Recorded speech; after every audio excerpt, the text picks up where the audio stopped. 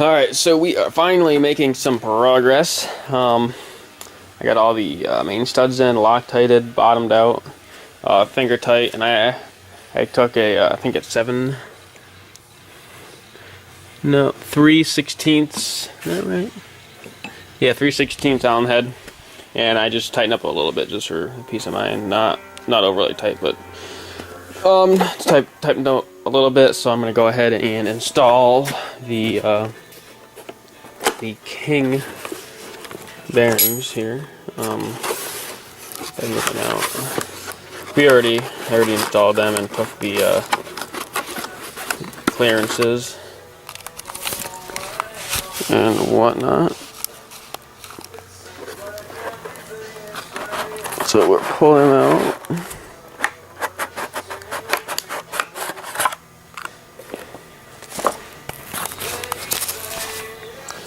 Oh, there's a nice view of my hand.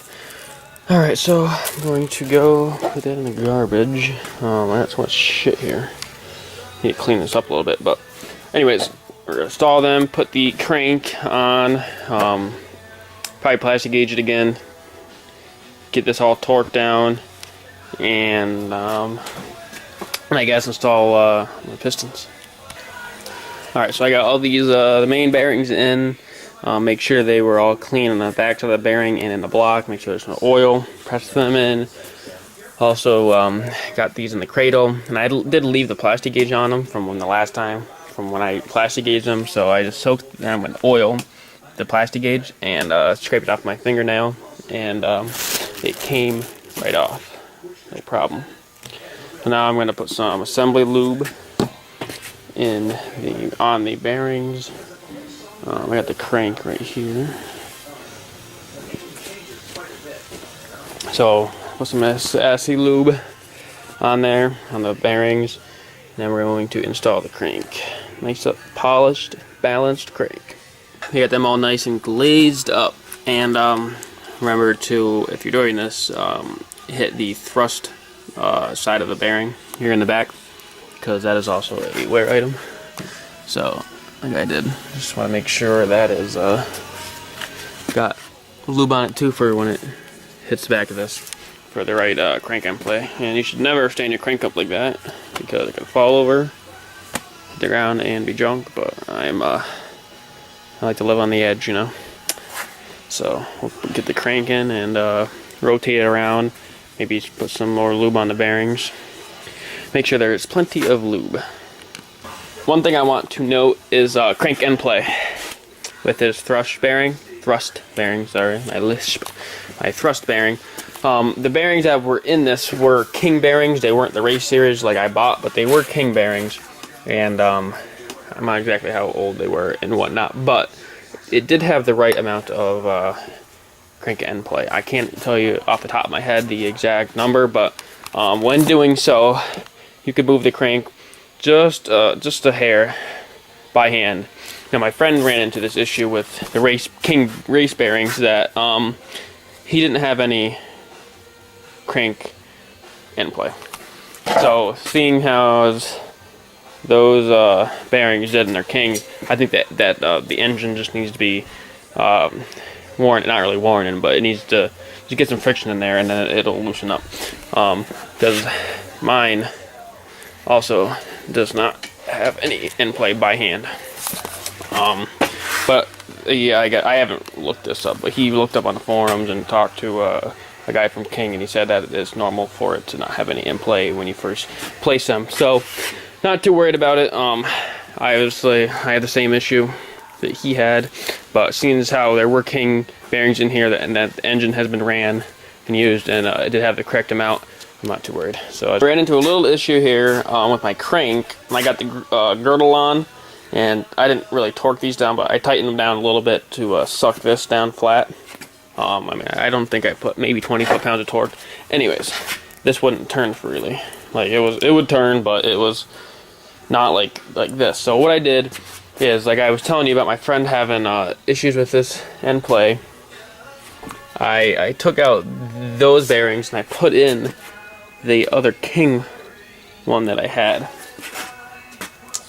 And actually, at the beginning, it was better, but it wasn't as good as this. So I went to check the clearances, and so I, took a mallet and bang it over to get it all the way over. That's how you check the clearance. As soon as I did that, it freed it up a bit. And I have the correct amount now with that bearing, so I'm gonna try put that bearing in and hit the crank back and forth and see if it turns over freely, because this is fine now. But before, it was like I could use all my force with my hand and I could probably barely get it to go as fast or turning it like I am now, and that is obviously too tight. It would barely turn, but she's good now. We have 3 pistons in so far. Measured out the bearing clearances of these 3 so far. Finally got all the pistons and rods in. Look at them shine. Woo! Making some power there. I just gotta turn it over, put that last connecting rod on. Then I think to get that oil pump, I gotta clean it up a little bit. It is a newer oil pump though. I just gotta clean that up, put that gasket on, get the oil pump on. I can do the 3-piece rear main seal. Well, 2-piece really, but I guess if you consider that. I put the oil pan on, that little gasket on the bottom, make it a 3-piece. Anyways, put that on, and then I got the oil pump on, the rear main seal in, the front main seal. Cleaning out the oil pan right now, and I'm gonna wait to. I'm not really gonna attach that yet, just yet, because I gotta figure out what I'm gonna do here with this thrush bearing. So that's really pretty much where I'm at now. I can put I gotta put the freeze plugs in, little ports, the oil galley, and then wait to get my brushes to finish up my heads, and then really I'll be ready to go together. I've decided to sand down my thrust bearing. So what I have is a piece of glass here, and I have 1200 grit sandpaper and some PB Blaster. And I'm doing this as evenly as I can on each side. Now these bearings weren't perfect, as you can tell. See, there's a low spot there and a low spot right there. When you first do it, low spot there. When you first do it, because they do have a little bit of the black coating on it. When you first do it, you should. It's very uneven. So like you can definitely tell where you can almost see. Let me put this down. You can almost see where it's uneven now, like there, all the high and low spots. I have it down to the spec of the old bearings that were in there that had the right end play. So I'm happy with that. I do this bearing up and then I'll have to just take my cradle off and roll them in, and hopefully that solves that issue.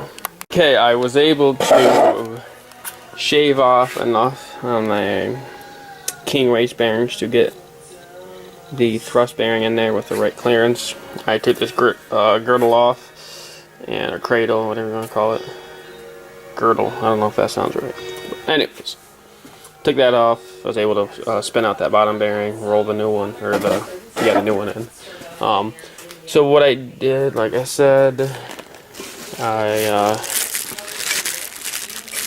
matched the new ones to these, the old ones that were in there that had the correct play. I had to take close like 4 to 5 thousandths off of those new ones, which is a lot, considering the clearance is between 2 to 7 thousandths. So, and even with that much, there's 2 thousandths clearance, which is on the tight side. But I really didn't want to take more off than I didn't want to take more off, because I already took a lot off, So, anyways, I got that in there. It spins freely. I can spin it by hand like this with the pistons in it. Before, like I said, I had just a cranking. Even like this, I could barely move the crank. So obviously that wasn't right. So we are making progress.